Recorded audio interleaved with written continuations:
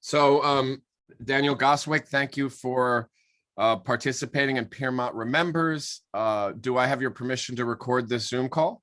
Yes, you do. Thank you. I start every interview with the same question, and there probably won't be many more questions after because the transcript should be, as close to 100% your story as possible. I know we're going to start with some research that you're doing about an in-service death in Piermont that is of historic importance. So, and I see that we are being joined by my colleague, Vicky. So, okay. Vicky, this is Daniel Coswick, Chief Hi, Coswick. Vicky. Hi. Hi, how are you? I'm so sorry. I'm going to leave my laptop on. Okay. Very good. So that gives me the chance to spotlight Daniel, which I'll do now. Very good. Yep. So he's front and center. All right. And then we'll talk soon, Vicky. Okay. I'll return when I can. Okay. Very good. Enjoy. Thank you. All right. Okay. So, yeah, so you can go ahead, Daniel, and read what you have prepared. And then after that, please just let me tell me your earliest Piermont memory. And I understand it's going to be pretty early. Yes. All right. I've been working on something, line of duty death, which I believe is a line of duty death of Thomas Pomplin. I also had some help from Brian Duddy and Mr. Liner from the Nyack Fire Department, who's a historian. I'll read what we had put together. I've been researching the line of duty death of Empire Hose Company #1 member Thomas Pomplin. Tom was born in 1826 to Mary Pomplin and lived on the south side of Piermont Avenue in the village of Piermont.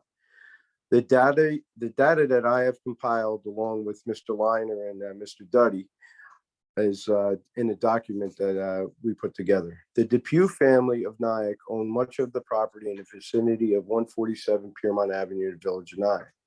In the early 18th century, they established a 70-acre farm along the banks of the Hudson River. They had greenhouses on the upper plateau, which is the current site of Memorial Park. On the lower shoreline, a red sandstone gristmill was erected along with what is now called the Nyack Brook, which was at the south end of their property. By 1800, the gristmill had been converted into a sulfur match factory. In 1850, the match factory was converted into Storm Cedar Tub and Pail Factory. The Storm's brother, Arthur and Henry, operated a wooden factory using water power to produce products to be sold throughout the United States and Europe.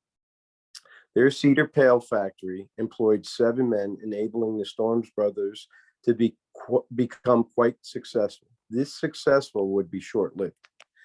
On Saturday, July 29th, 1854, a typical warm summer day, the Storms brothers decided to close the factory a bit early.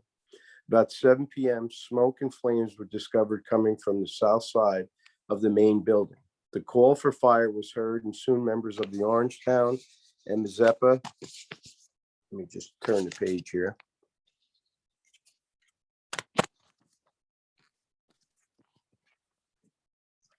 Fire companies responded. As the Nyack firefighters set up their hand-drawn engines to fight the massive fire, it was determined that much of the entire building was enveloped in fire. With soaring summer heat and dry conditions of the building and its contents, it made the fire advance with incredible speed. While the Nyack firefighters directed their efforts towards saving the brick buildings opposite the main storm structure, which encompassed the finishing process, a man upon a horse was dispatched to Piermont for mutual aid. While the blaze was at its height, the Empire Hose Company and Protection Engine Company arrived from Piermont to assist in the firefighting efforts. In the 1800s, Piermont firefighters pulled and pushed their engines with manpower, covering the 3-mile distance from Piermont to Memorial Park in just 50 minutes. Their arrival was cheered by the members of Orangetown and Mazeppa fire companies. The equipment and manpower helped prevent the further spread of fire to the other buildings. By 9 p.m. that evening, the main factory building had collapsed into a pile of smoking rubble. On that warm July summer evening, 28-year-old Thomas Pomplin, a member of the Empire Hose Company, responded to the Storms, Cedar, and Pail Factory to fight a major building fire side by side with his brother fireman. But the fire took its toll on firefighter Pomplin. A few days later, on August 5th, 1854, he had succumbed to his efforts of overheating and exhaustion. In a Rockland County Journal News article titled Volume 9, Number 2, 12 August 1854, the article reads, died from the effects of overheating and exhaustion at a late fire in Nyack. Tom Pomplin, the colored man who came with one of the Piermont engines the night Storm's factory fire burned, died last Friday at Piermont from the effects of getting overheated and exhausted that night. Based on all the research that we have compiled, I believe Thomas Pomplin should be recognized as a line of duty death for the Rockland County Fire Service. That's the end. And so that document would hopefully produce an official finding? Yeah. I sent that to the members of the Fire Advisory Board for Rockland County. So hopefully, I'm hoping that he gets what he deserves. I mean, he was a hero, but like I said, he, at the time he wasn't recognized for his heroism. So, but I'm going to make sure that he gets recognized, whether, he does get that line of duty death designation, but we're going to do something in the village of Piermont. I'm going to make sure of that. Wonderful. Well, thank you for reading that into the record. And as we learn more and as you find out more, please share it with us. I just, I was working with Mr. Bullock, Charlie Bullock Sr., and he had gotten me some contact information for some of his family that's still alive in Spring Valley. I spoke to one young lady about 2 years ago, but with COVID, everything was, went by the wayside until COVID was basically to the point it is now. And then I was able to start back up again. But I need to, I lost the document where I had the young lady's name. So I have to see if I could get a hold of somebody from the AME Zion Church in Spark Hill, and they can find that name for me again. Oh, I can do that. I can do that. Okay. And either Olivia can or Okay. Andrea Sturdivant Okay. can, That's or, great. and as a matter of fact, Vicky, who's on the call, and I are talking to Dana. I believe her last name is Green, who Okay. will have some information too. So definitely, yeah, this effort is something that is long overdue, and and we can find plenty of people who are going to help. Okay. Also, the reason that I wanted to get Elijah, Mike Lawler, and Foley involved, because I want to do something nice. I want to have a nice headstone made for him for Rockland Cemetery, and I also want to put a plaque somewhere in the village of Piermont. Even if it's a small plaque showing that, basically he gave his life for his community. And I had spoke to Phil Griffin, and he owns part of the Flywheel Park. Mhm. And he told me whatever I wanted to do, go for it. So I have a spot to put, dedicate a plaque within the village to firefighter Pomplin. And but like I said, what we got to do is we got to come up with some funding. Yep. And I have Danny Nolan from Nolan Monuments. He's putting something together. I gave him a picture of firefighter Pomplin, and he has his artist drawing something up, because I want something nice on his headstone. So This is something Charlie Bullock wanted to see happen too, right? well, I went to him for this. Okay. Because I've been friends with the Bullock family for my whole life. They're like one of the best families within this village. And Charlie was actually one of my best friends growing up. And good friends with Cliffy. And that was a tragedy what happened to that family. Yeah. They were great people. Yeah. Great people. Yeah. But Yeah, We'll get it done. We'll get it done. I mean, you'll Well, get it done. You're getting it yeah. done. That's great. Well, I've been working on it for 5 years, and like I said, Mr. Liner from Nyack he's done a tremendous amount of work for me, finding stuff on Tommy, and so is Brian Duddy. Mhm. But I mean, the more that more people involved, the more information that we're going to get, I hope. So Absolutely, absolutely. So let's hear the Coswick story. So what's your earliest Piermont memory? well, let's see. I was born in 1967, and I've lived in the same house since the day I was born. My father actually came from Texas. He actually came here when he was 7 years old because his father died I think he was 37 from back then what was walking pneumonia.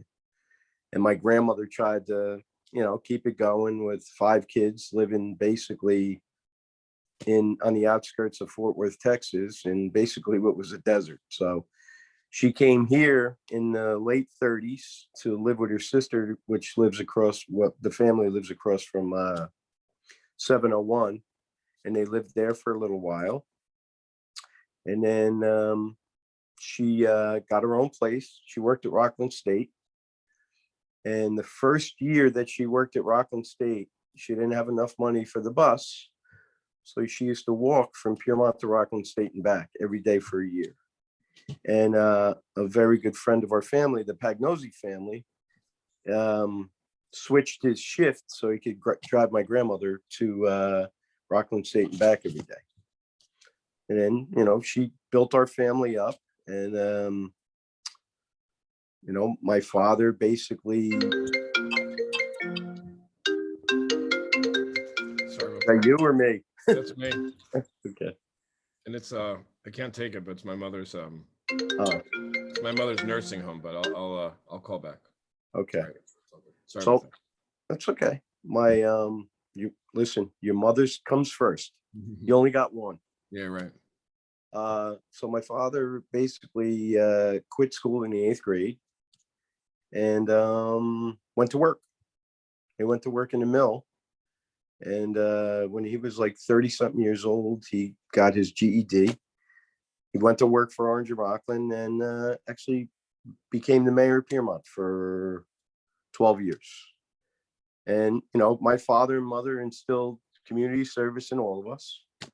And I can remember the day that I joined the fire department. I went and told him, and he sat me down and told me, you either give 110% or you quit right now because you're not tarnishing the Coswick family name.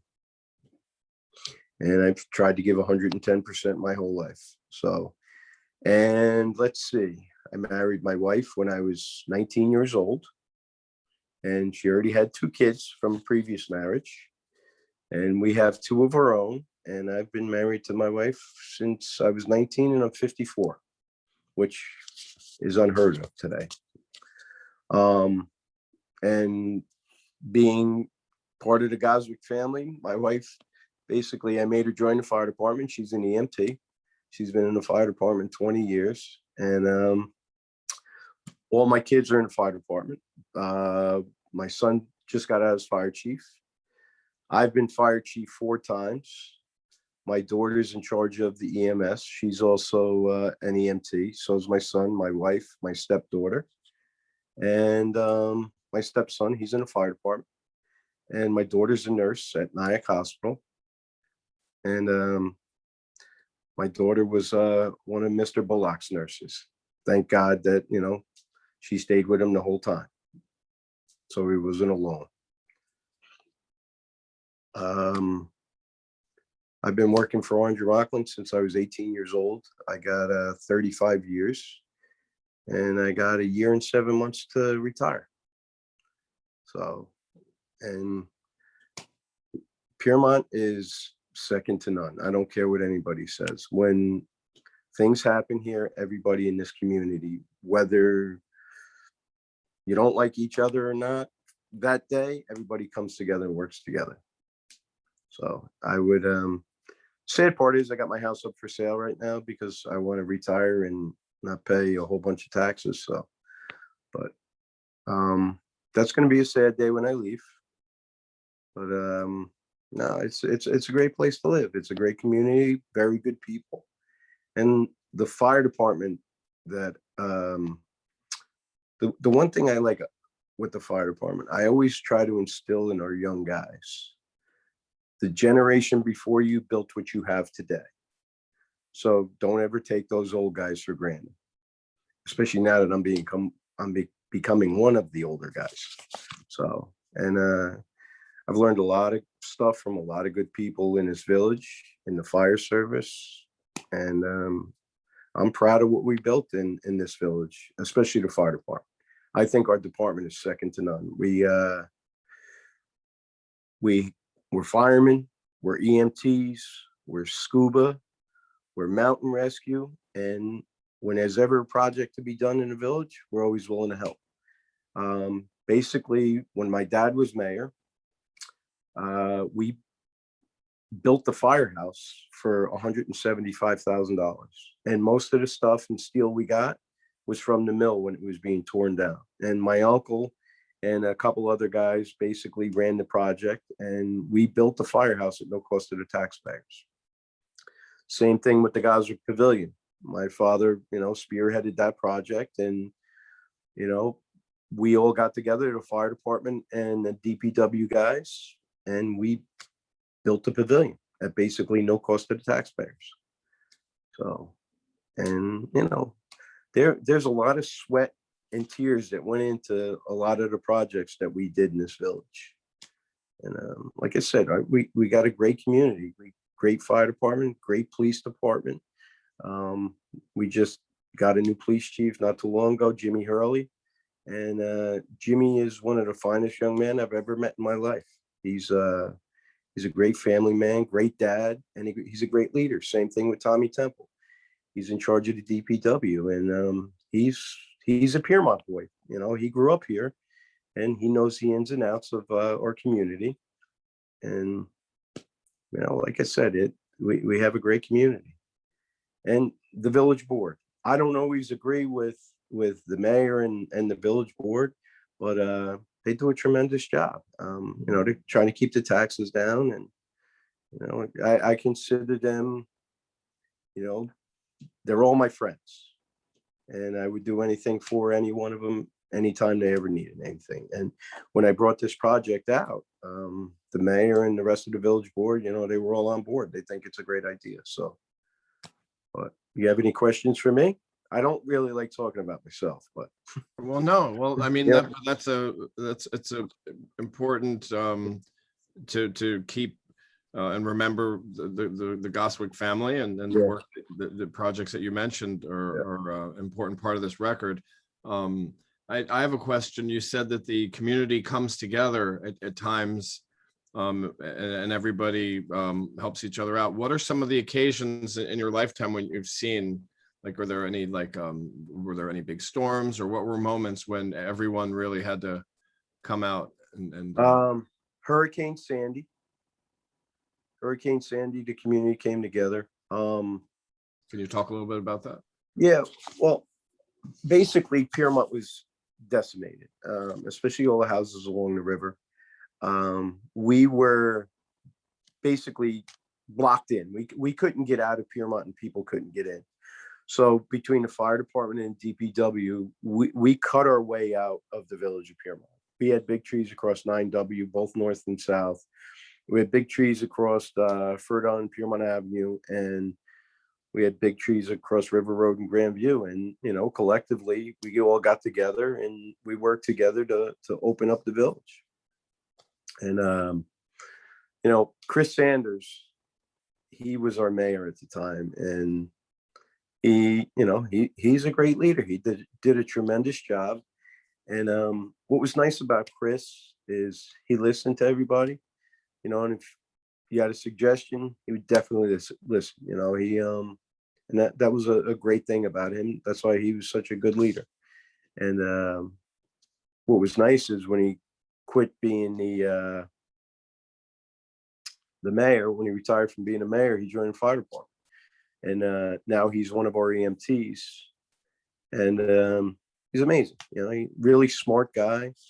And what I try to do myself is when I see people like him, I try to surround myself with people like him.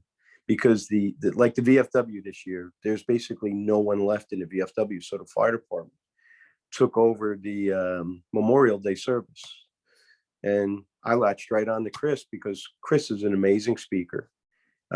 He researches everything about what he's going to speak about. And, you know, he does a tremendous job. And he basically runs the Memorial Day service. And I do the behind the scenes stuff for it. Actually, it's funny. I just got a text from Cliffy Bullock to make sure that the service was on for tonight. So, but no, like I said, Piedmont's a great place. We got a lot of great people here, and you know, it's like I said, when we do sell our house, it's going to be a tough day when I have to leave here. But I want to survive. I don't want to have all my pension money go to my taxes. There you go. So where are you heading out to?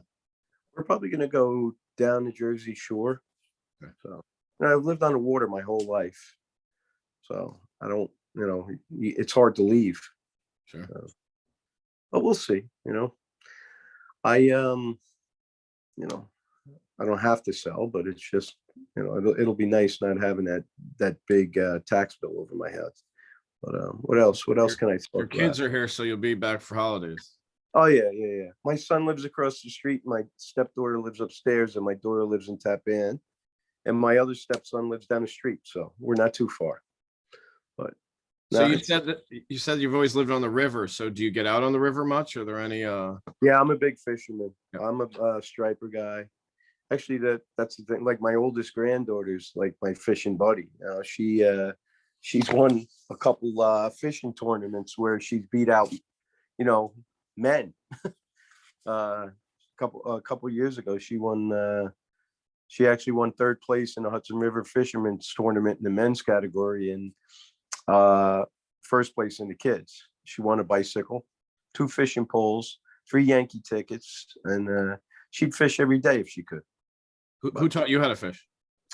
My father was a commercial fisherman, and besides working at O&R and being mayor and running the Knights of Columbus Marina, he worked 30 jobs. And I used to work for the Hardy family, which is 2 doors from me, and I used to commercial fish with them. Sure. So, We spoke to Dennis Hardy. We have yeah. his tape. So tell me a little bit more about your father. My father, I'll be blunt. My father was a hard ass. He was an old hard ass Texan, and you know. But the one thing I got to say about my father, he had a great work ethic, and he instilled that work ethic in me. Because, like with my job, I work basically all the time, and if I'm not doing that stuff, you know, I'm working on. Well, what I do too is the village sent me to school for Yamaha outboards, because, you know, I like to save our money as much as I possibly can, just like the next person. So I went to Georgia for 2 weeks for Yamaha mechanic. And what I do now is when it's time to do any maintenance or something breaks on a fireboat, I get a bunch of the younger guys to help me. So that way they're learning. So when I do leave, they know what to do. So we probably save on average, you know, between $20,000 and $30,000 a year with the marine maintenance. You know, we replace lower units. We rebuild stuff on the boats. We, you know, we wire new like radar, and basically we do all the maintenance on the marine units, which, like I said, it saves us a lot of money. And the other thing too is in the firehouse, basically all our guys do, you know, if we need electrical work done, plumbing work done, we still got a lot of blue collar tradesmen that can do all of that stuff. And, you know, I got a lot of that from my father. I was actually, I sent Chief Hurley, our police chief, a picture of me when I was 12 years old driving a tractor up the Marine. And, you know, my father gave me basically, you know, how kids get chores. I had chores, but, you know, you get this done, you pull this boat out, you paint this boat, and that's the way I grew up. A funny story, one summer, my father, he was cheap because, coming from Texas, he didn't have nothing. And my father cut 2 55-gallon drums in half, and instead of buying pressure treated lumber, me and Charlie Bullock Jr. made our own pressure treated lumber with what was it? We basically made creosote to pressure treat the lumber, and that stuff hit your skin. It burned the hell out of you. So me and Charlie Bullock spent one whole week pressure treating the lumber at my father's marina, where the old KC was. And my father helped out a lot of people. He actually helped young Charlie Bullock get his job with New York State Thruway, and now Charlie's a boss. Yeah, he was a hard ass, but he was, his heart was the village of Piermont and the people within it. So, Could you give me a number for Charlie? actually, you know what? My phone just updated, and I lost a bunch of contacts. So I will get it from Cliffy. And At some point, I would like to, and anybody Yeah. else you think I should talk to, because we want to talk to everybody. yeah. Let's see. What else can I say about Anything it? about like the Piermont that you grew up in? Like, so you said at 12, you were given one of your chores was to Yeah. pull a boat out of the water and Yeah. paint it. So what was it? What was it like growing up as a kid in Piermont? It was great. I mean, the thing about Piermont back then, basically, if you didn't live here, you didn't come here. Piermont was a tough village. You had all factory workers, and basically you had 12 bars. And the bar next to me, which is now the Bosque, was at first it was Jack and Ginny's, and then it was the Cracker Box. And New York State, the drinking age was 18. So all the Jersey kids would come to Piermont and drink, and it was a constant fights. I mean, growing up, when you just had to sit in the kitchen window, and it was Saturday night at the fights, because there was always brawls next door. And the thing, we grew up tough. You had to learn how to fight young, and but the one thing I gotta say is we all stuck together. People used to call us river rats, and you used to take offense to it, but now half our fire truck has it on the windshields. And it was like you said, somebody called you that when we were younger, you would fight at the drop of a hat. But now now it's somewhat of a badge of honor, because back then nobody wanted to live in Piermont because of the way it was. And now everybody wants to live in Piermont, and my father was mayor when the mill shut down, and he was grasping at straws, because the mill used to pay like 72 or 78% of the village tax. And then when that shut down, him and the rest of the village board were trying to figure out what they were going to do to allow the village of Piermont to survive. That at one point they talked about putting an incinerator on the pier, and some other ideas. And then the condo complex came, and they started negotiating with that. And basically, some say it ruined Piermont, some say it saved Piermont. But the sad part about that coming in, all the guys I grew up with are gone, with the exception of a few, because they couldn't afford to stay here. So, but I guess that's progress. But like I said, for the most part, with an eighth grade education, my father did pretty damn good. But I always got to say, behind every good man, there's an even better woman. And my Tell me about mother, your mother. Yeah, tell us about your mother. my mother was of the Polish descent, and like my father, my mother was a hard ass. She didn't take anything. She was about 4'11", and if you mouthed off, she would smack the hell out of you in a second. But she was good. She growing up, listen, we didn't have a lot of money, but you know what? She made do. We always had dinner on the table. You know, we were always well fed, well clothed, and you know, she, you know, like I said, my mother basically made my father. And you know, they later on, as they got older, they went their separate ways. But my mother, she, I always joke about it. When my mother and father split up, I got my mother in the divorce proceedings. And I bought the house from them after they got divorced. And my mother basically lived upstairs. I would never take a dime from my mother. So she lived in a 4-bedroom apartment for over 30 years. She just passed away last August. Sorry. But that's why I told you. Enjoy your mother while she's here, because when she's gone, you're gonna miss the hell out of her. And she was tough, man. My mother smoked a pack of cigarettes of a pack of Benson and Hedges every day until she died at 89 years old. So yeah, she was a tough old lady. So, but So like you I said, go ahead.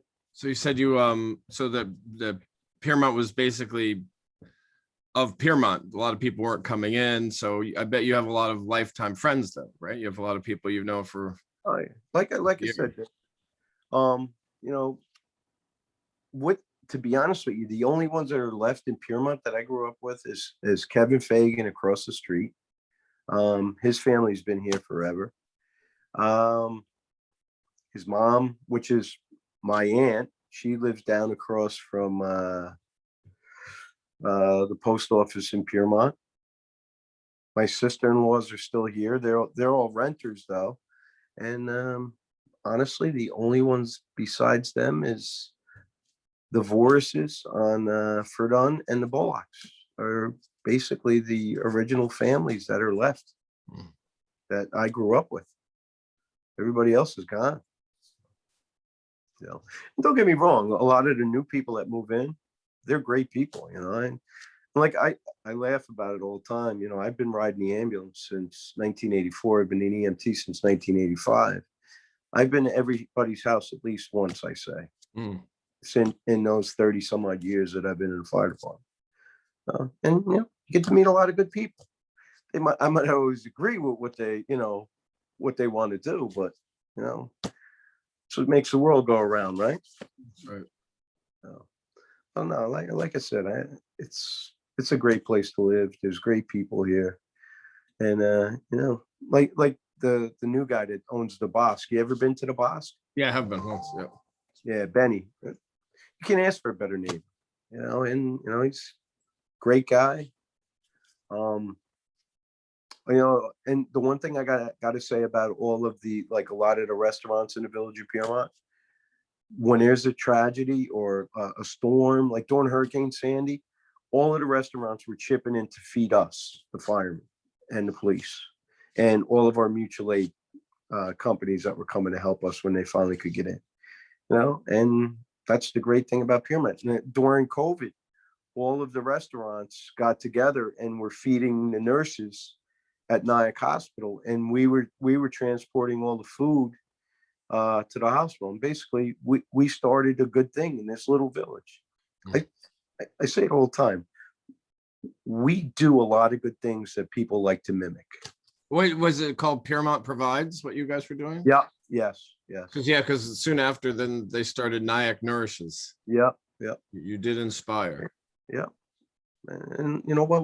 Like I say, when the village of Piermont gets together, and you know, everybody puts their 2 cents in, and you know, we collectively can get anything accomplished. I'm also the harbor master, besides being a fireman, EMT, all that. And we basically, you know, Chris Sanders, actually Mayor Sanders, started it when he was mayor, because after the river tragedy where we had those 2 young kids get killed hitting the barge. And he came up with the idea, and also with Saran, about starting creating. We have a natural channel that's just north of the pier. So basically, me as a harbor master and the rest of the firemen help me. We set a channel every year so people don't run into the rocks or the old barge that's out there. So, Were you on duty the night that tragedy occurred? Yep. I was driving a boat. I actually pulled the one young man out and actually tore my bicep pulling him out of the water. So yeah, I've been diving since I was 16 years old, and I've pulled a lot of people out of the Hudson River. So So you're harbor master, you do scuba, yep. you're an I'm EMT. So when Yep. you leave, they're gonna have to have like 10 people to replace all your positions. Nah. Listen, one thing about our young men and women, we train them very well. And my son, like, he just went out as chief, and he I always instilled in all of our guys coming up, train, because if you don't train, when something happens, you're not going to be ready. So our guys train constantly. You just look at our Facebook page. We're either firefighting training, diving training, mountain rescue training, EMS training.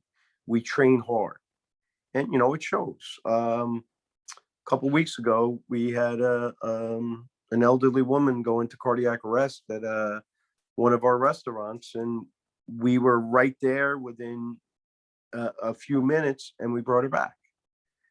And that's the good thing about where we live. Our fire department, EMS, and dive and PD, we're fast. We get there fast. So, when you get there fast, you can do a lot of good things. So, but getting back to the training, my son got the village on board, and we board our own small training facility. Basically what it is, it's a container where we do propane burns in, and it's got he built the roof prop on top of it with a few of the other guys, and it's amazing. Now we have other people from other departments wanting to come down and look at what we did. So, but like the one thing that we do spend a lot of money on is training. And the good thing about it is the village board is on board, to basically enhance our budget every year, especially the training budget. Very good. Very good. So, any last thoughts? We're going to have this event in September. It's the 125th anniversary of the library. Okay. So we'll be inviting all the people who participated and given an oral history. Yeah. So if you think of anybody else that we should talk to, so we have like a complete, collection of families. I'm trying to I reached out to Kevin a couple times. Yeah. So I'm hoping to talk to him. I'll tell you, and I wish you had the opportunity to sit all the old timers down. I know they did, but Barry Pagnozzi, I mean, there was such a wealth of knowledge in that man's head. He was actually Barry Pagnozzi's, I think, grandfather built my house in 1899 and then put an addition on it in 1912. And Barry was the president of the union in the mill. And the one thing that I have to say about Barry, if Barry liked you, he was the most loyal person that I've ever seen in my entire life. He would do anything for you. When my kids were younger, you would go into the living room, they'd be gone. Like, where the hell did the kids go? You look out the door, Barry's walking them down the street, taking them for ice cream. And he was like he was basically Piermont's mayor without the mayor designation, and he was a great man. And all those, that basically the whole World War II and Korea generation that lived here, they're gone. And that's the sad part. We've lost a lot of great people in the last couple of years. Well, I mean, look, we lost Bob Samuels last year to COVID. Yeah. His partner, Charlie Bullock, his wife and daughter. I mean, that Charlie and them dying, that hit me hard, because I actually had COVID at the time and I couldn't go on that call. And that killed me because I couldn't be there for him. But their spirit and their work ethic Yeah. So we live on through you and through you, Yeah. through your Well, children. you know what I said to young Charlie? I mean, do me a favor. When I drive by the house, can you at least give me that big wave and that big smile your dad used to? Because I miss that. Well, I'd love to talk to Charlie. So if you can get, Yeah. get a number for me. All right. Okay, I will. And I'm gonna call Olivia Bullock now and make sure that she knows 6 o'clock tonight. Okay. All right. Are you All going right. to be there? I'll try to get out. I have no, I actually have a board meeting. I'm on the Nyack Chamber. I work for the Nyack Chamber of Commerce. Okay. So I won't be able to get out there, but I'm gonna come out and spend some time trying to get this Tommy Pump project, Okay. move it down the road.